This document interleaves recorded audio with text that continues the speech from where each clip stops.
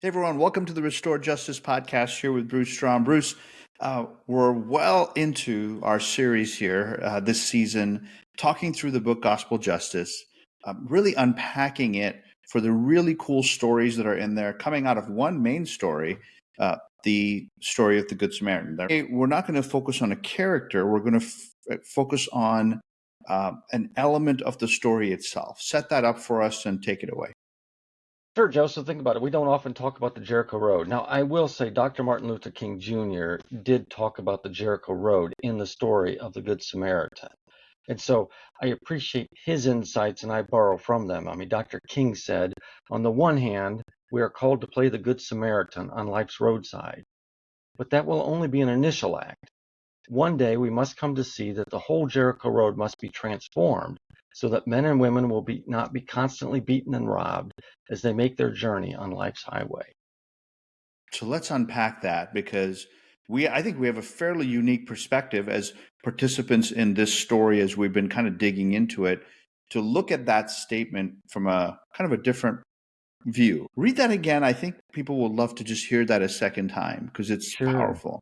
It is. I love Dr. King's quotes. A lot of times you have to think about it. He said, on the one hand, we are called to play the Good Samaritan on life's roadside, but that will only be an initial act.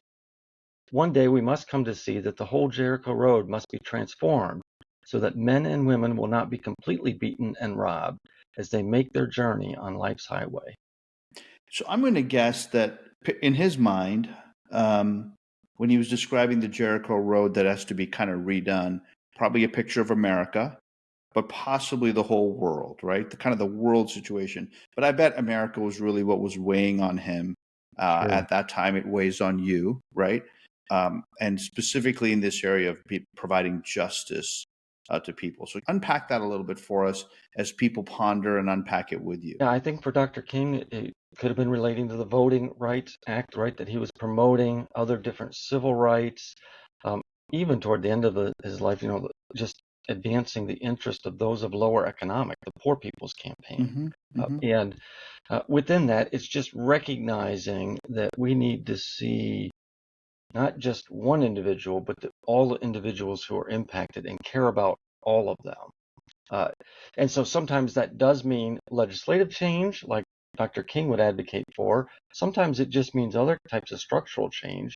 And I'll bet Dr. King would have been the first one to say that even that means church world change, right? That he was a pastor and get the church to see not just one person at a time, but hey, how can we really impact our community by making, in our case, justice so accessible? People can walk right in, like they can for a health clinic, walk right in for legal clinic and get legal needs met. I think all of that is looking at things a little more broadly than just simply one person at a time, even though without a doubt, and even Dr. King says, it's critically important to serve that one person at a time.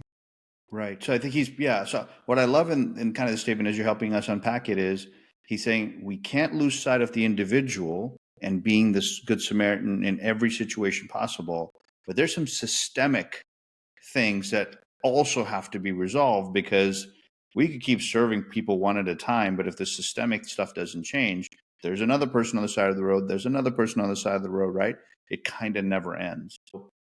Yeah, and obviously the work you've been called to and the people surrounding you have been called to isn't necessarily going after the major systemic stuff, right? We always everyone's got to have their lane, the lane you're in, the lane the people, our volunteers are in, and our churches that are part of this are in is, okay, what role does justice play or equal access to justice, or at least the guidance and advice of a lawyer and the love of Christ together?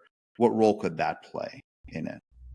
Yeah, and so honestly, Joe, for us, it is systemic, I would say, but it's not what most people think of, right? When they think of picketing or they think of, trying to change legislative laws. Yeah, you're saying systemic within the legislative system, not within the justice system. Within the justice system, the gates of justice are closed, right? We've talked about opening the gates of justice because it's true. Way too many people, 1 in 3 Americans, simply cannot afford a lawyer. And if you can't access the justice system, then you're shut out of it. And that's a systemic problem because it's run so much by a professional individual, an attorney, and they're the only ones. And attorneys do have to charge for their services because there's so few, contrary to popular opinion, but there are so few in America, and the cost is so high, it just leaves most people unable to access. Think of it this Mm. way. I like to say that there are people who talk about teach a man to fish, right? Feed a man a fish, you fed him for a day. That's kind of like that initial response. But if you can teach a man to fish, now you fed him for a lifetime.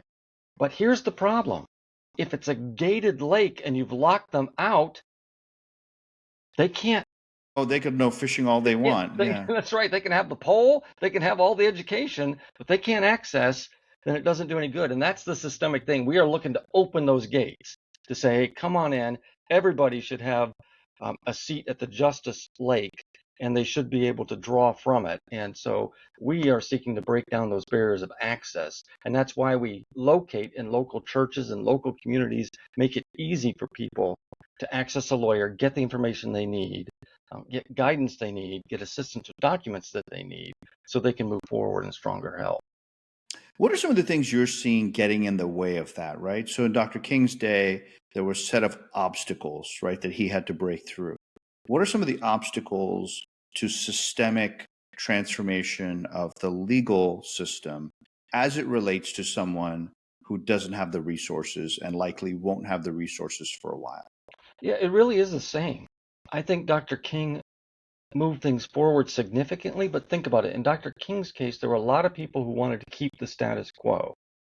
They Right. just wanted to keep power the way it was. In the legal system, that's equally true. That's a group of people that have a certain amount of power and they want to keep it to lawyers. They don't want to expand. There's lots of experiments across America on allowing other people to be licensed, on allowing other systems, rocket lawyers, some of these other things to exist. And there's a strong push against it that only lawyers Because can lawyers do like the monopoly, legal so to advice. speak. I mean, there's some reasons for that. I mean, for a professional, Sure. why you need a lawyer and that Yeah. guidance, and even we want to use lawyers on purpose, right? Because they are trained and because they can uh, meet with people and break down those barriers. That's one systemic issue, is just the system itself, the legal system, and just attorneys. The other one that Dr. King faced was the church. Mm. Honestly, there were a lot of churches that were on the wrong side of civil rights, the same as they were on the wrong side of slavery.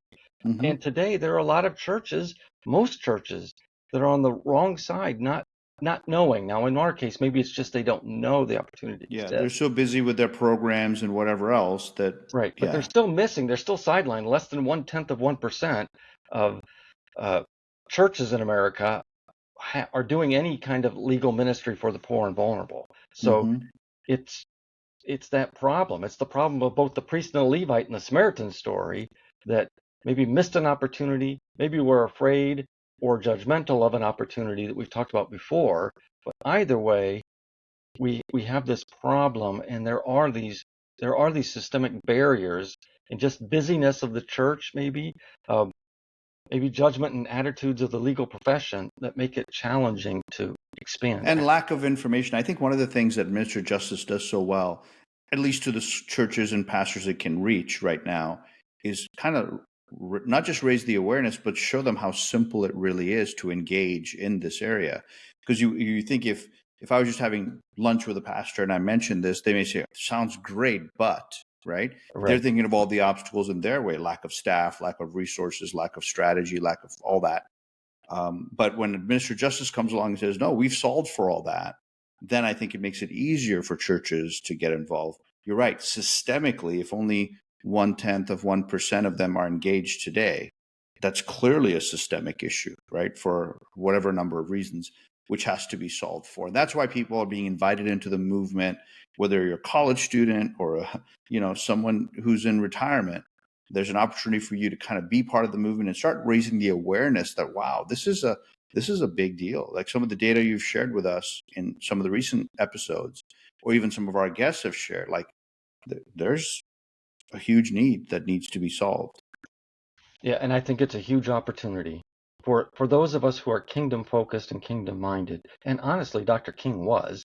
Oh I yeah. think that there's great opportunity for us to be the church, to be the hands and feet of Christ in local community, open up the access. I mean, think about it, Joe. Right now, so many people cannot access justice.